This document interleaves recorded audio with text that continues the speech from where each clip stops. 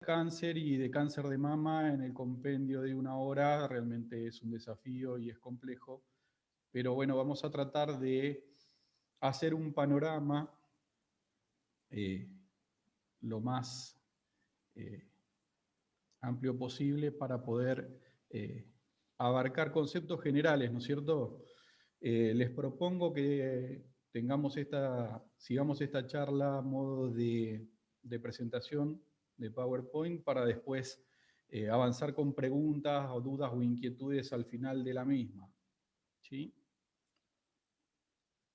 Bueno, el título de la charla lo definí como cáncer de mama, estilo de vida y prevención en un aspecto abarcativo del tema. Y arranco la charla con una pregunta que es sencilla, concreta, que tiene que ver con la encuesta que se presentó antes, que es ¿qué es el cáncer?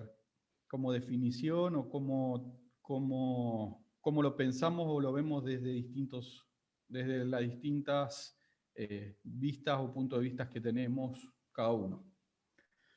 Y podemos empezar diciendo que el cáncer, en general, no estoy refiriéndome al cáncer de mama en particular, sino al cáncer en general, es un conjunto de enfermedades, no es una única enfermedad, como la mayoría de las personas, no digo la mayoría, bueno, en la encuesta hablaba un 30% de personas que todavía pensaban en, si no recuerdo mal, en el cáncer como una entidad única.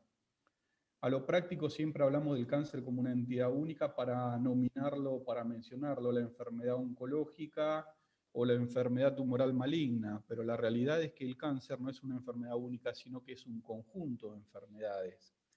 Podemos decir que hay tantos cánceres como tejidos hay en el organismo, y cada uno de ellos tiene un patrón biológico determinado, tiene un patrón clínico determinado, una forma distinta de llegarle al diagnóstico y una forma de tratamiento de terapéutica distinta también para cada uno de ellos.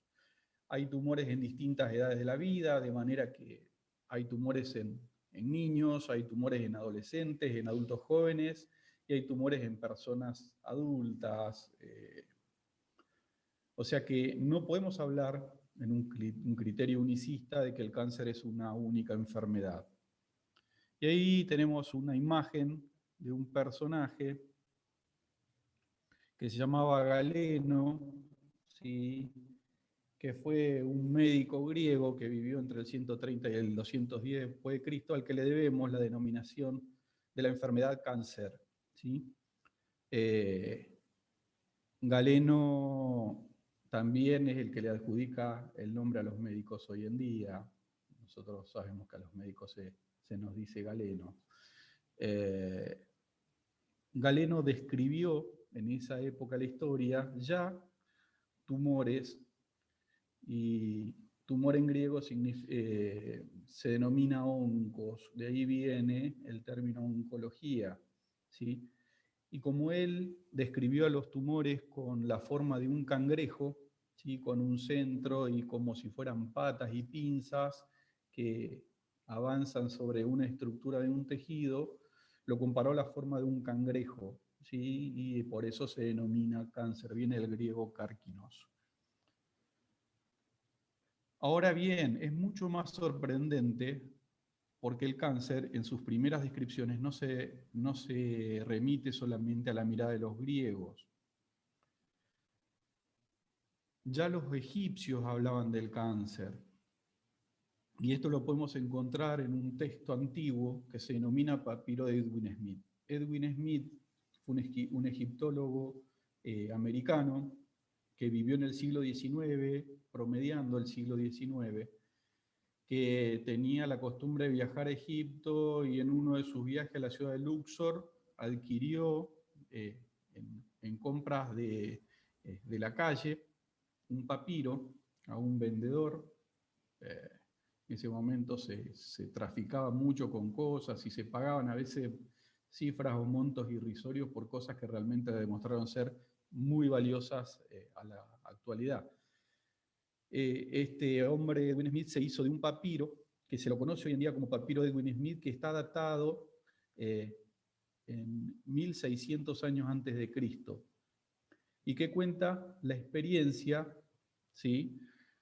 Narrada, y se cree, por esto que voy a decir, de que el papiro de Edwin Smith es una copia de un papiro más antiguo que probablemente escribió o dictó Imhotep, que era un médico egipcio en el 2625 a.C., con conceptos que los egipcios manejaban desde hace 3000 años antes de Cristo.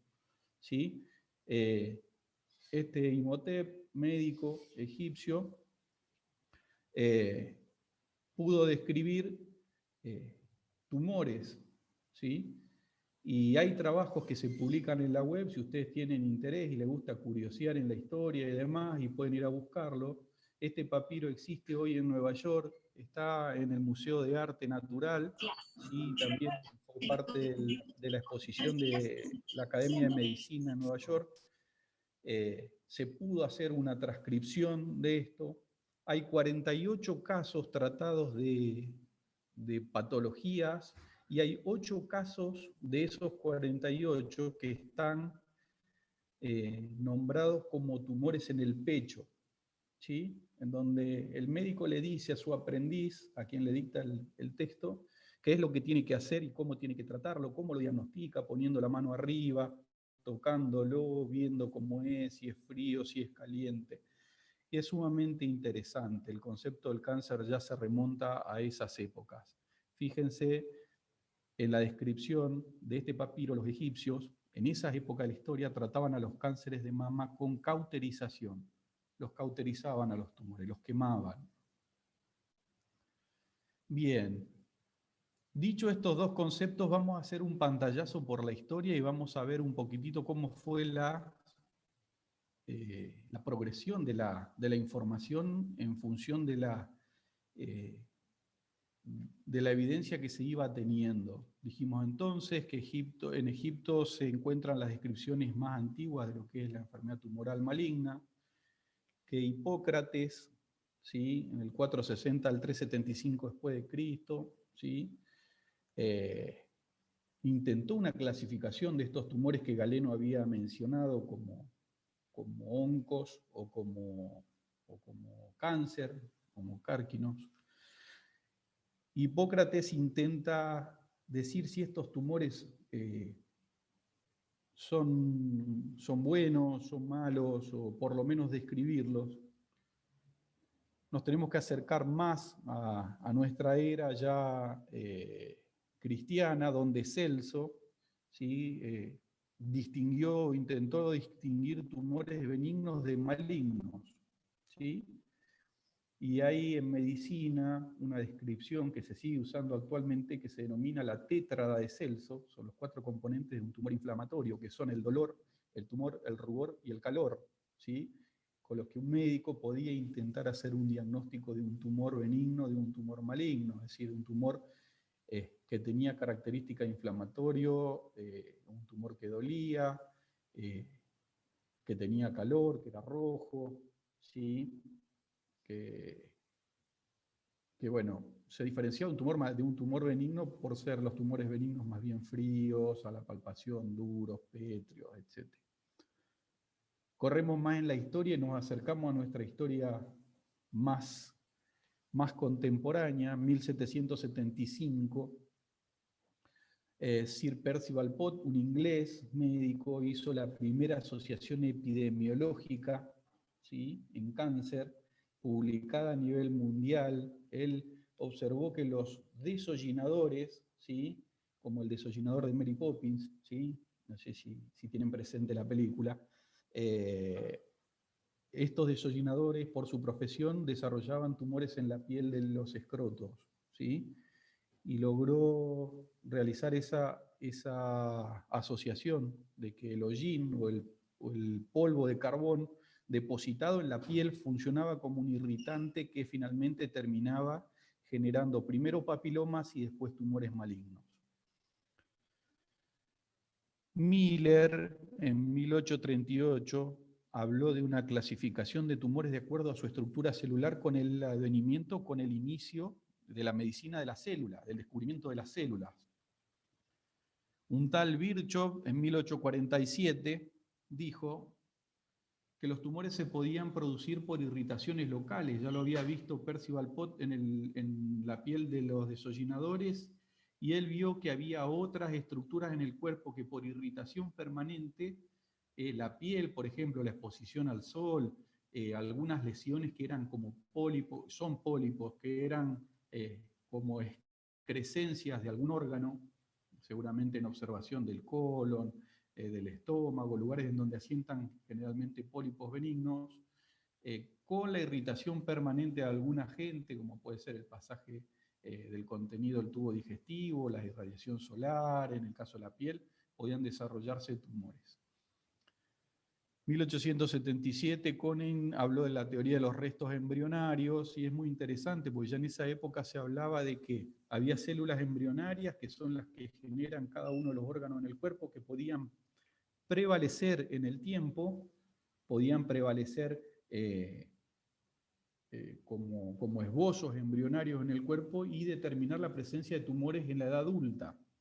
Y esa es una teoría que todavía se tiene presente, porque los tumores de los testículos o de la gónada femenina del ovario se pueden originar en restos embrionarios, ¿sí? Son tumores de tipo embrionarios, ¿sí? Fíjense que cada uno con su visión y su observación fue haciendo un aporte a una enfermedad que no es única y que es multicausal. Ellerman y Van, ya a principios del siglo pasado, 1908, demostraron la posibilidad de que el causante del cáncer fuera un virus.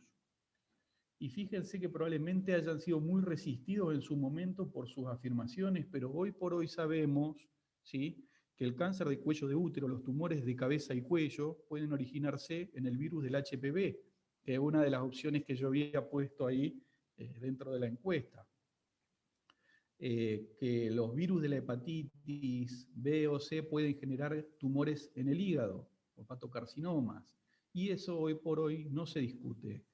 Y que el virus del HIV, por ejemplo, predispone a tumores raros como el sarcoma de Kaposi, etc. ¿Qué es del conocimiento actual? Que la mirada de la oncología pasa por la ultraestructura de la célula y sobre todo sobre los genes. ¿Qué son los genes? Los genes son los órganos que están dentro del núcleo de una célula, que tienen cargada toda la información, vamos a decir redundante, genética, o que hace que esa célula tenga una característica en que pueda producir un trabajo o una función. Es de lo que estamos hechos, vamos a decirlo lo más sencillo posible, es nuestra información interna más valiosa, ¿sí? Eso está todo en el ADN. Bueno, hoy se sabe que las células se modifican en base a modificaciones que va sufriendo el ADN, y se van transformando de células normales en células anormales.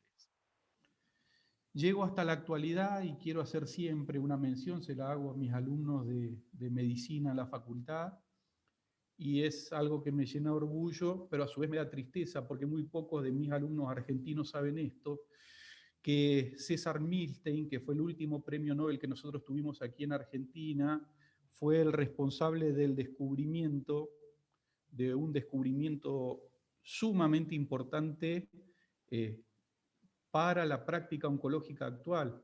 Él, junto con el doctor Keller, desarrollaron una teoría que se llama del hibridoma, que es la que posibilita la fabricación de anticuerpos monoclonales. Los anticuerpos monoclonales se usan en forma práctica desde el test de embarazo, conocido como, acá se conoce como EVA-test, hasta el uso de nuevas drogas o nuevos blancos moleculares para el tratamiento del cáncer, ¿sí? Para el tratamiento, y lo puse ahí en rojo. El HER2-Neu es un receptor de la membrana de la célula del tumor de la mama, que puede bloquearse con un anticuerpo monoclonal desarrollado a punto de partida, y esto cambió radicalmente el pronóstico y el tratamiento de estas pacientes con ese receptor. Bien, les muestro esto porque me pareció una nota de color interesante. Estas frases son sacadas de un libro que se llama El emperador de todos los males, ¿sí? Una biografía del cáncer, que fue un bestseller escrito por un médico en Estados Unidos, Siddhartha Mukherjee, y en uno de sus capítulos, que se denomina Oncos, él cuenta toda la historia de cómo se desarrolló el conocimiento. Es una real biografía del cáncer. Y en el encabezado de ese capítulo hace en 3 notas una semblanza de lo que es la visión del cáncer por la humanidad. La primera dice: la bilis negra sin hervir provoca cánceres, lo dijo Galeno. Francis Carter en 1914 dijo: no hemos aprendido nada, por tanto, de la causa real del cáncer o de su verdadera naturaleza. Estamos donde estaban los griegos. Y finalmente, Mel Gibson, en un texto del año 2000, dice: es la mala bilis, son los malos hábitos, son los malos jefes, son los malos genes. Bien. ¿Qué clase de enfermedad dijimos es el cáncer? Es un crecimiento anormal y desordenado de una célula de algún tejido en particular. En este caso, hoy hablamos de cáncer de mama, es de un tejido del cáncer de mama. El cáncer de mama está constituido por distintos tipos celulares, de manera que pueden aparecer cánceres de mama con distintos tipos de nombre y células afectadas. El daño, sin entrar en detalles, está producido en la célula normal, y esta célula normal se modifica a punto de partida de factores. Y el daño se produce, dijimos antes, en el ADN que está en el núcleo de la célula. Ese ADN se transforma o cambia o muta. Por eso hablamos de mutaciones del ADN. Y estas mutaciones genéticas pueden ser de 3 tipos básicamente. Y había una de las preguntas que hablaban de esto en la encuesta. Las mutaciones pueden ser heredadas, es decir, el cáncer hereditario. Y nosotros cuando hablamos de cáncer decimos: uy, mirá, sí, podés tener una herencia de cáncer porque tuviste tal o cual familiar. Sí, eso es importante, pero como vamos a ver, no es la principal causa de producción del cáncer. Puede ser producida la mutación por un factor ambiental. Cuando hablamos de factores ambientales, hablamos de todo lo que nos rodea, ¿sí? A lo que nos exponemos en nuestra vida cotidiana, en nuestros trabajos, en nuestras profesiones, en nuestro esparcimiento, en nuestra propia casa. ¿Por qué nuestra propia casa? Y porque lo que comemos y lo que tomamos también probablemente esté afectando también a lo que nosotros somos como concepto de ADN o información, ¿sí? Y finalmente por errores de replicación del ADN. Y hay un trabajo interesante que publicó la Universidad de Valencia, esto está en el gráfico siguiente, en abril de 2017, en un artículo que se denomina Cáncer, Etiología y Prevención, replican el trabajo de Tomasetti y Bogestein de 2017, que dice que 2/3 del total de los cánceres pueden ser producidos por errores aleatorios de la replicación. Lo hereditario es importante, sí, lo ambiental es importante, pero fíjense que el porcentaje por errores aleatorios, ¿qué quiere decir? Esto es azaroso. Esto le puede tocar a cualquiera. En esto no hay algo predeterminado, ¿sí? Y hasta un 2/3 de los cánceres, si se grafican esto, la porcentualidad de lo hereditario es lo menor, lo que está más a la derecha es lo ambiental, es intermedio, y finalmente por errores replicativos azarosos es el mayor porcentaje. Bien, ahí la tenemos a nuestra querida Mafalda, una vez más interpelando al mundo, ¿sí? Tratando de encontrar la explicación a por qué llegamos a esto, por qué llegamos a vivir como vivimos, ¿sí? Estamos sometidos a hábitos tóxicos, tabaco, drogas, alcohol, estamos expuestos a daños ambientales producidos por el hombre, contaminación ambiental, ¿sí? Petróleo en los mares, estamos sometidos a estrés, ¿sí? No tenemos la misma vida ni siquiera que tenían nuestros padres o nuestros abuelos, ni hablar en relación al ritmo de vida que vivimos y a nuestras preocupaciones y ocupaciones. Y Mafalda siempre quiso tratar de sanar al mundo, pero la verdad que el mundo es difícil que se sane, que se repare. Fíjense qué interesante que fue la imagen de la pandemia. Nosotros lo vimos acá en Argentina, cuando tuvimos la reclusión, tuvimos un periodo de reclusión estricta, se empezaron a rehabilitar los ríos, se empezaron a rehabilitar la población de los bosques, los animalitos se empezaron a acercar a las ciudades, fue muy notorio para los que observamos esas cosas. Y ahí puse gráficamente eventos a los que no somos ajenos, la contaminación, por ejemplo, de una pastera en el río, que a nosotros en Argentina nos generó un conflicto internacional con Uruguay, la explosión de la central atómica de Fukushima, y quizás para los que tenemos un poquitito de memoria y recuerdo lo que pasó en Chernóbil, la aparición de los distintos tipos de radiaciones, que no sabemos cuál va a ser el impacto, como por ejemplo las radiaciones de la telefonía celular, las radiaciones electromagnéticas, el famoso agujero de ozono que hemos contribuido entre todos a crear y a formar, y que genera un terrible daño. El rayo ultravioleta no filtrado es una de las principales causas de tumores en la piel, y la incidencia más grande de estos tumores se encuentra en Australia, en donde son personas predispuestas racialmente y que en la exposición excesiva al sol, sin filtro de la capa, van a tener más predisposición a hacer tumores, son el lugar en donde más incidencia hay de melanomas. Bien, repasando entonces, decimos que hay un núcleo de la célula en donde está empaquetado lo que se llaman cromosomas, ¿sí? Ahí lo marco, y sus genes, que son los que contienen a los cromosomas, la información genética, por la que va a decir, entre otras cosas, que yo voy a ser morocho, o que voy a tener ojos marrones o azules, que voy a ser alto de 1,80 m o alto de 1,50 m, que voy a ser más tendencia a ser flaquito o gordito, etc. Pero también esa información le va a decir a cada célula de ese organismo qué es lo que tiene que hacer. Cuando el ADN se daña por los factores que hablamos, por el ambiente, por las mutaciones hereditarias y sobre todo por esos errores aleatorios que mencionábamos, esa suma de factores hace que la célula normal pierda el control, ¿sí?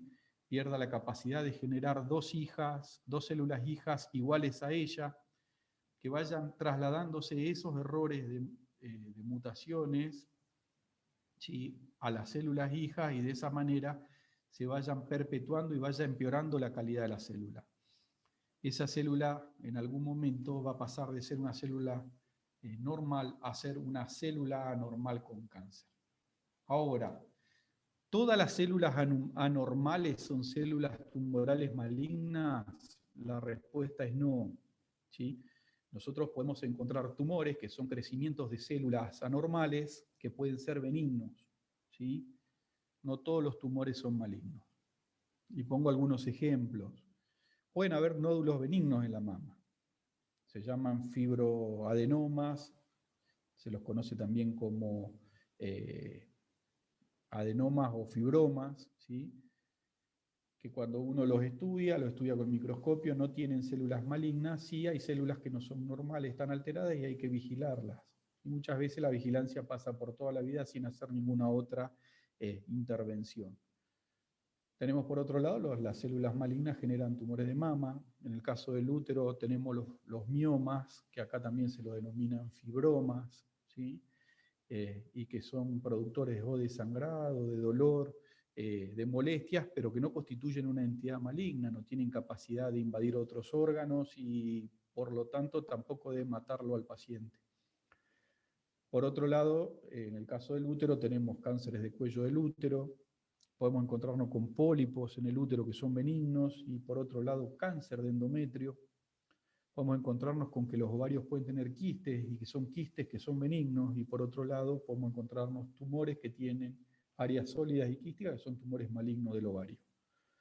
En la piel también lo mismo, podemos encontrar áreas de piel que no es normal a la vista, al tacto, que se denominan queratosis en la piel, pero que no generan un riesgo potencial de daño o muerte en el paciente, ¿sí? Con el tiempo podrían malignizarse. Y en el caso del colon es muy frecuente encontrar en una colonoscopía pólipos que con el tiempo pueden degradar y formar tumores de colon o cáncer de colon. Este slide me parece sumamente interesante de la información que tira, es un slide sacado de la Asociación Argentina de Oncología Clínica, para ver un poquitito cómo es la incidencia de cáncer en el mundo, ¿sí? El cáncer con mayor incidencia se encuentra en Asia, incidencia anual de 6.763.000 casos anuales, que son nuevos casos, seguidos por Europa, donde ustedes se encuentran, 3.420.000 casos anuales, le sigue Estados Unidos con 1.786.000. Acá en América Latina y el Caribe tenemos datos de estar ubicados en el cuarto lugar de incidencia, con 1.996.000 casos anuales, le sigue África, ¿sí? Y finalmente Oceanía. Cáncer como entidad global es la segunda causa de muerte en el mundo. Estas son datas de 2015, de ya hace un poquito más de 5 años. 8,8 millones de muertes al año. 1 de cada 6 defunciones en el mundo se producen por cáncer. Se prevé un aumento, y esto fíjense que es un dato que por ahí puede asustar un poco, de que esto aumente en un 70% en una proyección a 20 años, salvo que haya alguna modificación en los procesos de diagnóstico precoz o de tratamientos más efectivos. Que los cánceres causan un mayor número anual de muertes son los de pulmón, del hígado, el estómago, colon y mama, ¿sí? Nosotros ahí encontramos que el cáncer de mama está dentro de los más prevalentes y que más daño causan. Alrededor de 1/3 de las muertes por cáncer se deben a 5 principales factores de riesgo que tienen que ver con lo ambiental y con las conductas que tenemos. Un índice de masa corporal alto, esto tiene que ver con el sobrepeso y la obesidad, con una ingesta reducida de frutas y verduras, con una falta de actividad física, consumo de tabaco y consumo de alcohol. Habla de los virus, del virus de la hepatitis y del papiloma humano como causantes de un gran porcentaje de cánceres, de los que ya mencionamos, que el cigarrillo sigue siendo un factor productor de cáncer sumamente importante a nivel mundial, produce el 71% de las muertes de cáncer por cáncer de pulmón y se lleva la triste tasa de 22% de la responsabilidad de muertes por cáncer a nivel global. ¿Sí? ¿Se escucha bien lo que estoy hablando? Sí, perfecto. Bárbaro. Seguimos entonces.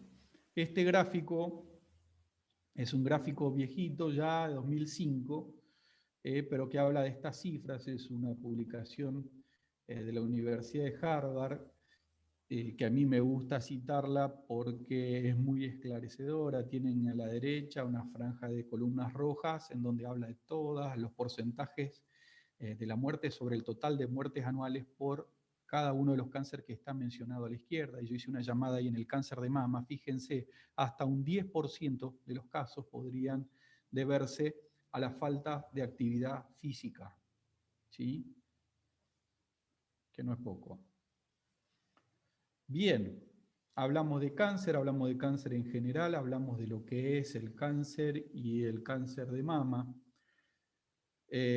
Y nos vamos a meter un poquitito en lo que es el cáncer de mama y el estilo de vida, y lo puse bajo un título, estilo de vida, un desafío personal. ¿Por qué digo un desafío personal? Porque creo que hay un desafío en 2 aristas o 2 variantes o 2 variables muy importantes que las podemos manejar cada uno de nosotros adentro de nuestra casa. Una de ellas es la dieta o alimentación, ¿sí? De la que me voy a explayar muy poquitito, porque tenemos quizás muchísimo hablado y muchísima literatura que habla de esto, ¿sí? y a veces somos un poco recurrentes. Solamente voy a mencionar este trabajo que está publicado en la American Cancer Society en una revista que se llama Cancer. Es un artículo original que fue publicado en noviembre de 2019 y que habla de un estudio de los americanos en donde contrastaron las conductas de los adventistas a punto de partida del trabajo de los adventistas de Loma Linda publicado. Los invito también a los que les guste buscar y interesarse.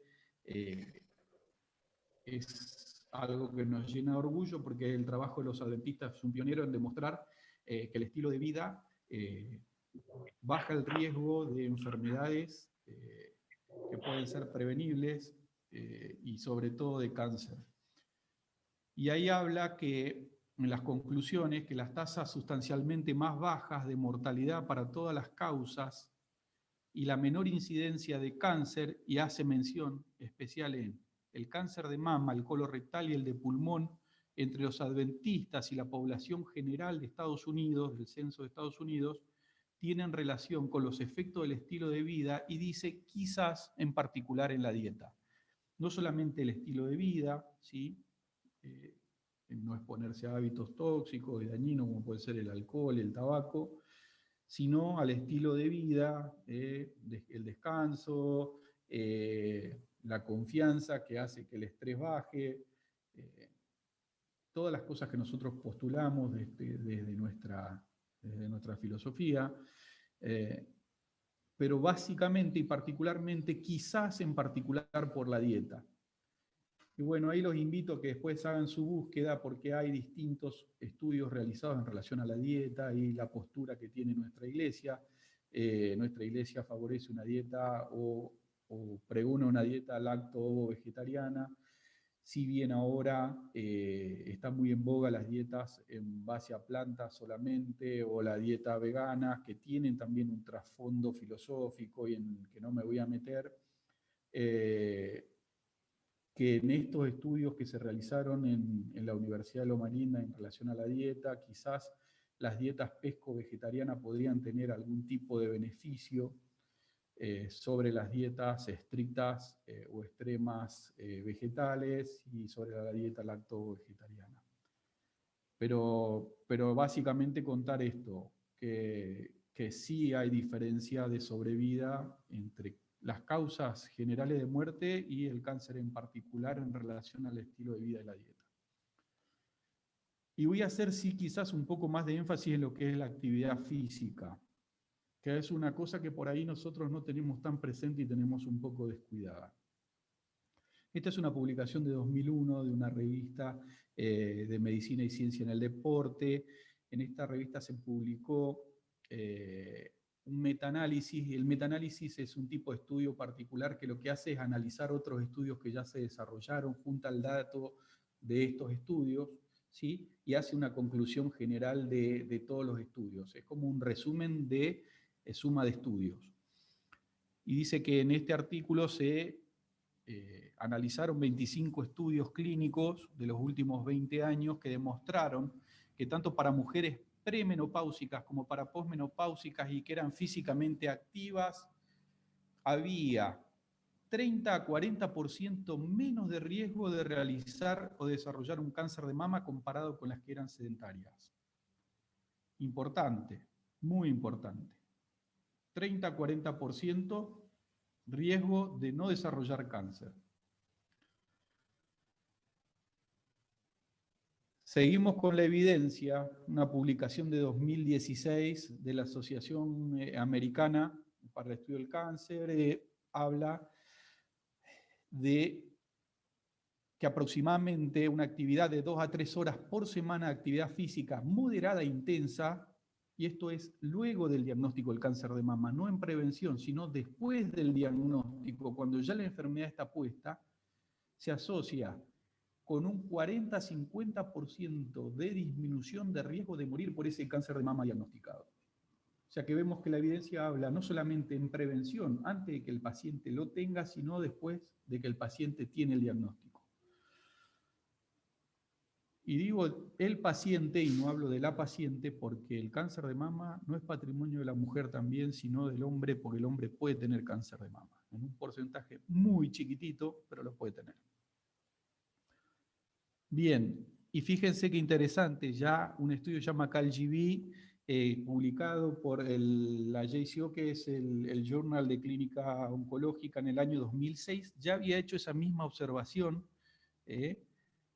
en relación al cáncer de colon, y fíjense, con una reducción de riesgo de muerte de 60%, mayor todavía que el que se observó en mama en el artículo que mencioné recién. ¿Dónde está el efecto beneficioso de la actividad física? Está mediado sobre todo en lo que es el metabolismo de las grasas, ¿sí? A través de la reducción de la grasa corporal y de los cambios del metabolismo en las hormonas sexuales, en los factores de crecimiento, en factores inflamatorios que se llaman adipoquinas, ¿sí? En la función inmune y en la inflamación. El cáncer de mama, voy a hablar en particular, este concepto, entre un 70% más o menos de los tumores son hormonorespondedores, es decir, tienen receptores de estrógeno positivos. ¿Qué quiere decir esto? Que son tumores que se pueden estimular cuando están expuestos a estrógeno, que es la hormona sexual femenina por excelencia. Ahora bien, no solamente el ovario fabrica estrógeno. Nosotros podemos fabricar estrógeno, y digo nosotros porque los hombres también fabricamos estrógenos, ¿sí? A punto de partida de la grasa periférica. Esa grasa que nosotros acumulamos en la cintura, ¿sí? En la zona de la cola, el perímetro abdominal aumentado, es grasa que se puede transformar eventualmente en estrógeno. Bueno, ese tipo de tumores que responden a estímulos estrogénicos son tumores que se benefician cuando los pacientes se someten, las pacientes se someten a una baja de peso y a una restricción de grasa, sobre todo de tipo animales. Bien, continuamos. ¿Qué otra evidencia podemos encontrar? En este estudio, publicado en 2008 por el Journal of Clinical Oncology, habla de un estudio importante, 933 mujeres enroladas que fueron diagnosticadas de cáncer de mama. Cuando decimos loco regional, hablamos de un tumor en la mama o en los ganglios de la axila, ¿sí? No enfermedad que se haya dispersado, que haya ido a distancia, sino enfermedad local. Este estudio observó a estas mujeres entre el año 1995 al año 1998 y fueron observadas hasta septiembre de 2004. Fueron enroladas en el primer periodo y observadas hasta 2004. ¿Qué observaron? Que la exposición a actividad física de 2 a 3 horas por semana, un año antes del diagnóstico y 2 años después del diagnóstico, podían ofrecer algunas conclusiones interesantes. ¿Qué dicen sus conclusiones, las conclusiones de este artículo? Que mujeres que incrementaron la actividad física luego del diagnóstico tuvieron un riesgo 45% menor de muerte. Y las mujeres que disminuyeron, y esto puede pasar después que se diagnostica el cáncer, de que tengamos menos actividad física que las mujeres porque estén deprimidas, porque están condicionadas por los tratamientos que tienen que hacer, si tienen que hacer una cirugía importante, quimioterapia, radioterapia, puede ser que hayan puesto una pausa en su actividad física natural. Bueno, dice que las mujeres que disminuyeron la actividad física luego del diagnóstico tuvieron un incremento, un aumento de 4 veces el riesgo de muerte.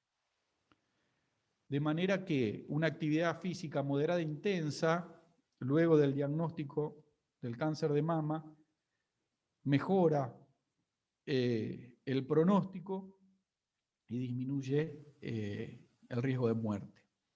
Bien, este trabajo de Jama, publicado en 2005 también, es un estudio sumamente interesante, el estudio de las enfermeras.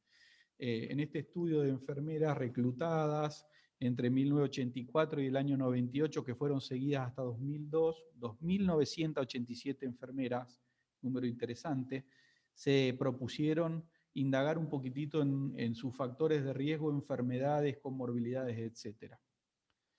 ¿Qué pudieron desprender de este estudio? Que el beneficio de la actividad física fue particular para el grupo de tumores que tenían, mujeres que tenían cáncer de mama con receptores hormonales positivos, que es lo que le había dicho recién. Que estas mujeres con tumores de receptores positivos que realizaban 9 METs hora semana, y lo voy a decir un poquitito más en criollo, decimos acá en Argentina para que se entienda, el MET es una unidad de medida de actividad física y de respuesta biológica a esa actividad física. De manera que nosotros estando sentados en una hora, si consumimos, estando sentados sin hacer ninguna actividad física, un MET. ¿Sí? Entonces, mujeres que realizaron más de 9 METs por hora, semana, tuvieron un riesgo relativo de muerte menor que las que realizaron menos de 9 MET. Dice que realizaron menos de 9 MET porque estudiaron pacientes que realizaban hasta 3 METs por semana. Que para mujeres que realizaron más de 9 METs hora semana, la reducción de riesgo de mortalidad fue de 6% a 10 años. ¿Sí? Que no es despreciable, un número interesante.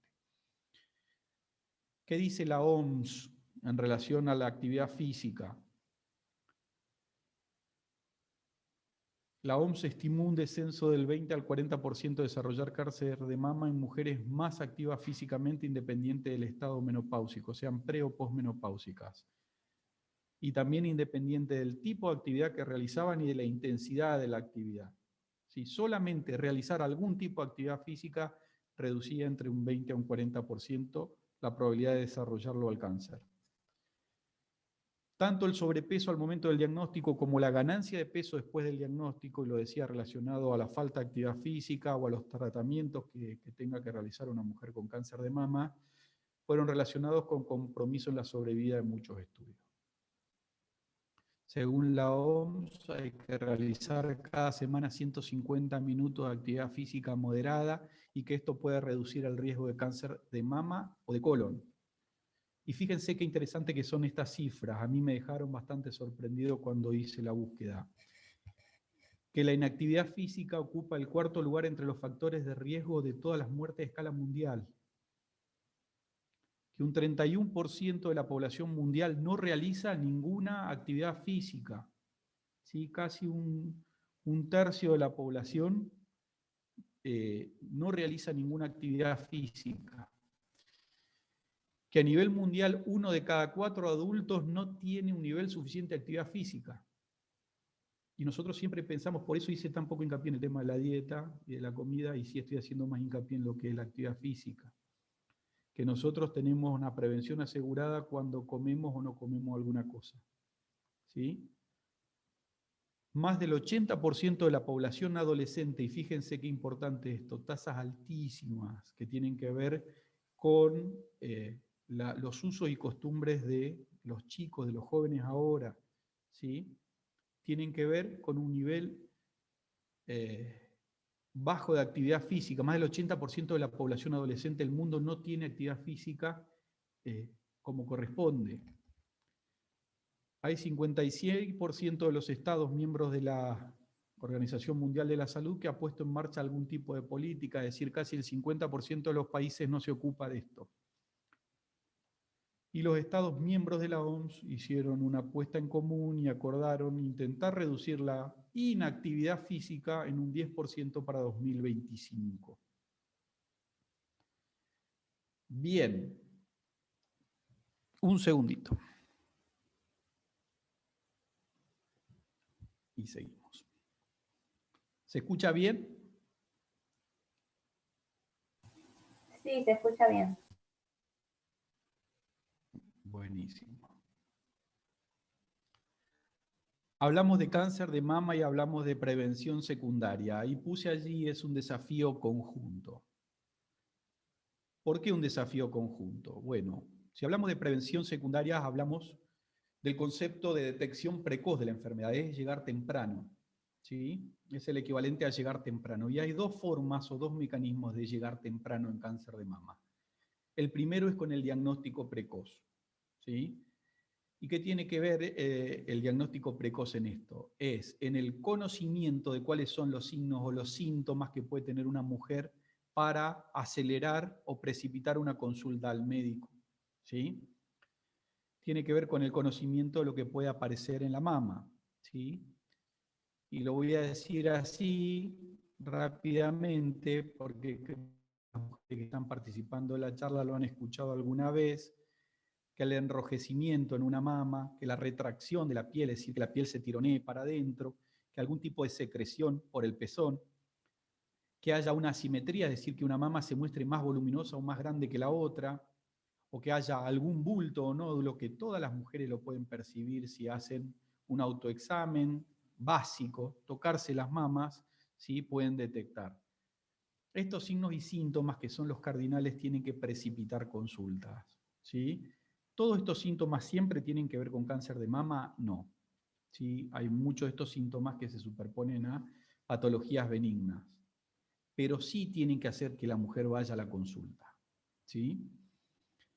Y por otro lado, tenemos el concepto del cribado, tamizaje o screening, ¿sí?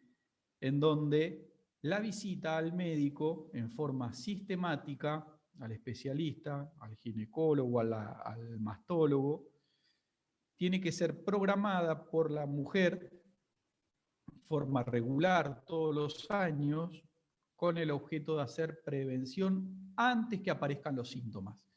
Recién le hablé de consultar cuando hay signos o síntomas. Ahora estoy hablando de hacer algo programado antes de que aparezca algún tipo de síntoma. Esto es screening o tamizaje, y hay distintas políticas de screening. ¿Por qué es un desafío conjunto? Y ahí puse una foto de nuestras chicas de las Leonas del equipo de hockey. Porque esta es la forma. Esto no tiene que ser un partido de tenis, no tiene que ser un unipersonal, tiene que ser un juego de equipo. ¿Y entre quién? ¿Quiénes constituyen el equipo? Y hay distintos actores. Está el paciente, la paciente por su lado, está la familia de la paciente, está el compromiso del médico, está el compromiso de la institución de salud, está el compromiso del sistema de salud, y ahí puse los que nosotros tenemos acá en Argentina, que seguramente remedan los que ustedes tienen también allí en España. Hay sistemas de salud privados, hay sistemas de salud por coberturas sociales, es decir, que los pacientes pagan una cobertura social para tener una cobertura durante todos los meses y el año, y tenemos los sistemas públicos en donde el Estado es el que garantiza la salud. ¿Por qué es importante? Porque hay distintos tipos de programas de screening y de cribado para cáncer de mama, y que para que funcionen deben ser verdaderas políticas de salud. Y ahí puse municipales, provinciales, nacionales, institucionales. Este Ministerio de la Mujer que ustedes tienen en esta reunión, en la que estamos convocados, ¿sí? Es una institución. Es una institución que fomenta conocimiento, fomenta valores, fomenta acciones, ¿sí? Tiene una política determinada, encontrarse los días martes a tener sus reuniones, ¿sí? Bueno, por eso es para que se entienda el concepto de screening. El screening no es un esfuerzo aislado de una persona. Un médico no tiene que estar en una institución y decir, bueno, yo voy a empezar a hacer screening a todos los pacientes. No, tiene que ser un compromiso de toda la institución, ¿sí? Una salita aislada en un municipio no puede decir, bueno, nosotros vamos a hacer screening de cáncer de mama. No, tiene que asociarse al esfuerzo de todas las salas y los centros de salud de ese municipio. Y así trasladado a todos los órdenes, ¿sí? ¿Por qué es un desafío? Bueno, porque trabajar en el presente para modificar el futuro es de una realidad que golpea o que duele, ¿sí? Que buscamos anticiparnos a una enfermedad que, si llegamos tarde, va a generar dolor y va a golpear.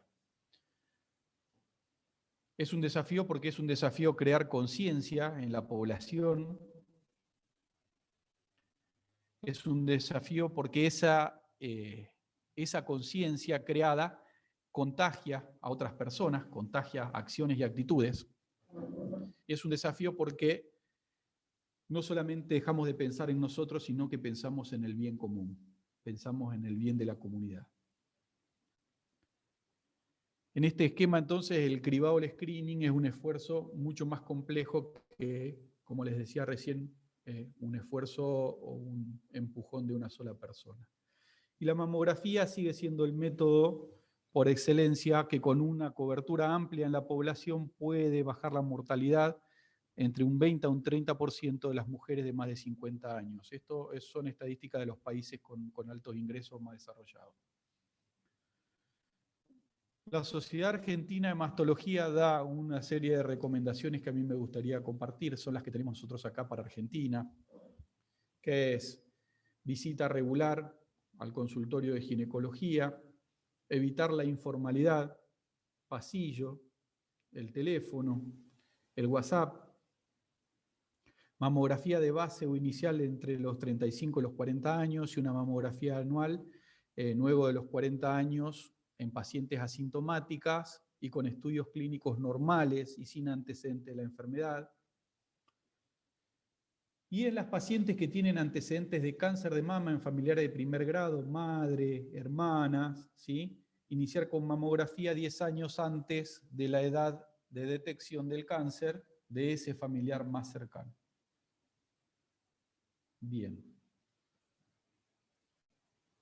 Bueno, y finalmente, para redondear un poco el concepto de esta charla, me pareció interesante y oportuno hablar del cáncer de mama y la pandemia, nuestra querida pandemia de COVID-19. Digo querida porque nos hemos tenido que acostumbrar a convivir con ella y nos vamos a tener que acostumbrar a convivir un tiempo más. ¿Qué es lo que nos dejó en relación a esta patología y a esta enfermedad la crisis de COVID-19?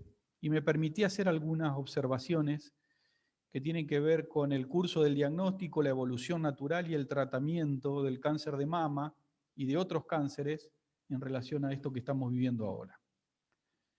¿Qué pude observar? Hice observaciones en relación al sistema de salud.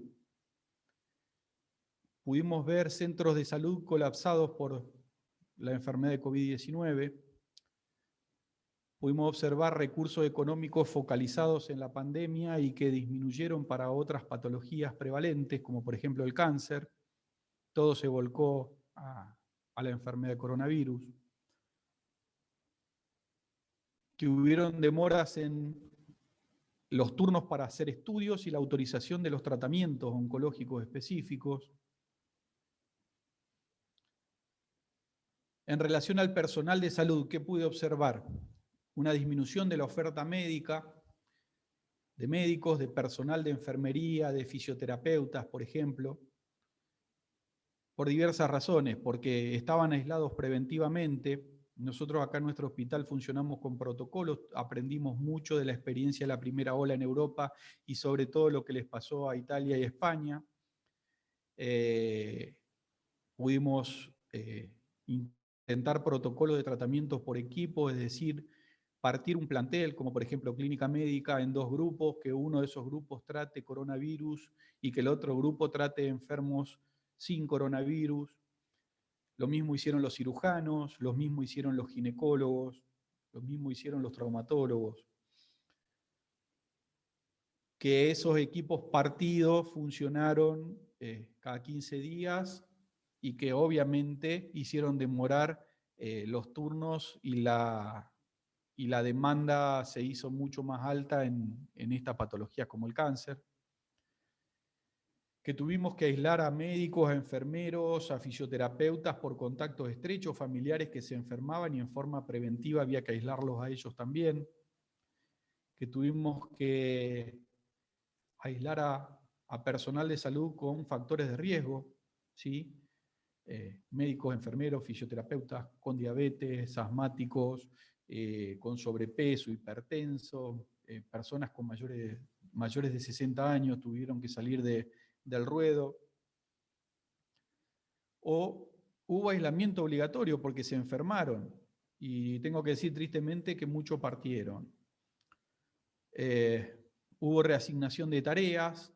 No todos los que hicimos lo que hacíamos habitualmente tuvimos que seguir haciendo lo mismo. Bueno, yo puedo decir que mi servicio sí seguía siendo oncología clínica y no paramos de atender nunca a nuestros pacientes oncológicos en toda la pandemia.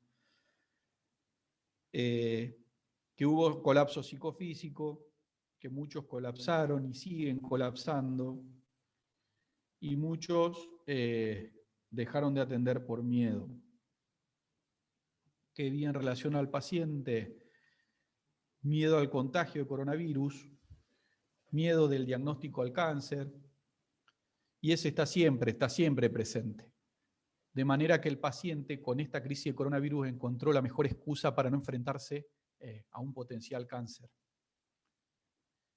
¿Y qué pasó como secuela de todo esto? Y que esos pacientes que demoraron y que encontraron la mejor excusa en la enfermedad del coronavirus para no venir a controlarse, empezaron a caer al año con enfermedades avanzadas. Ya hemos visto varios casos de enfermas con enfermedades sumamente avanzadas que hubieran tenido otra historia si hubieran consultado un año antes.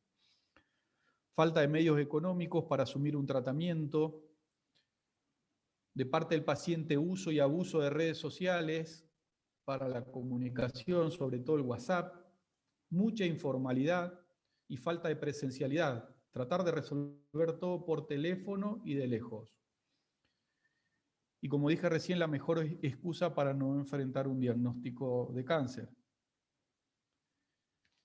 ¿Y qué pude ver a nivel general? Pacientes oncológicos y familias de pacientes oncológicos dóciles, sin mayores conflictos, ordenados en las propuestas que les hacíamos. Pacientes que por primera vez sintieron no ser los vulnerables del sistema, es decir, vieron que había pacientes y otras personas que se morían por otra cosa que no era cáncer. Vi que hubo mucha solidaridad entre compañeros de trabajo, que hubo entendimiento por parte de los pacientes y hubo reconocimiento de los pacientes al trabajo del médico y del personal de salud. Y finalmente vi los indiferentes de siempre, que esos están siempre y no van a desaparecer. ¿Cuáles son los desafíos, creo, en función de lo que hemos hablado, pero puntualmente en relación a la pandemia? Sobrellevar y superar la pandemia es lo que todos esperamos. Volver a la normalidad cuanto antes. Crear conciencia de estilo de vida y diagnóstico precoz en relación al cáncer de mama. Crear conciencia de esfuerzo colectivo y no de esfuerzos aislados y unipersonales. Intentar el regreso a la presencialidad, y esto me parece fundamental, y dar a la práctica médica en las redes sociales, vuelvo a decir, WhatsApp, la telemedicina, la llamada telefónica, el lugar lógico y acotado. Y hay un aforismo que siempre uso, al que le sumé un agregado, que es: consultas de pasillo dan resultados de pasillo, ergo consultas de WhatsApp dan resultados de WhatsApp. Estas imágenes son para ilustrar lo que es el esfuerzo en conjunto. Estas imágenes son de hace un par de años, de una campaña que se hizo a nivel nacional acá en Argentina, en relación al deporte, y estos son algunos ejemplos de corredores de autos que lograron empatizar con la enfermedad del cáncer de mama y que plotearon sus autos de carrera de las categorías más importantes acá en Argentina con imágenes que tenían que ver con el cáncer de mama, con motivos que tenían que ver con el cáncer de mama. Esto se trasladó al fútbol también, todos los equipos de fútbol, y estamos hablando de ambiente de varones, en donde fue realmente notorio e interesante que se pliegue todo este deporte a la solidaridad para un diagnóstico precoz y un tratamiento más oportuno en el cáncer de mama. Me gusta dejar esta reflexión, que es la que está en Proverbios 6 de la Biblia, que dice: instruye al niño en su camino, que aun cuando fuere viejo no se apartará de él. este es mi grupo de trabajo, ese es el servicio de oncología, en donde funcionamos antes de la pandemia. Ahora estamos en un lugar un poco más cuidado y retirado del hospital, con esta gente es con la que trabajo todos los días y de la que estoy muy orgulloso. Y con esto terminamos.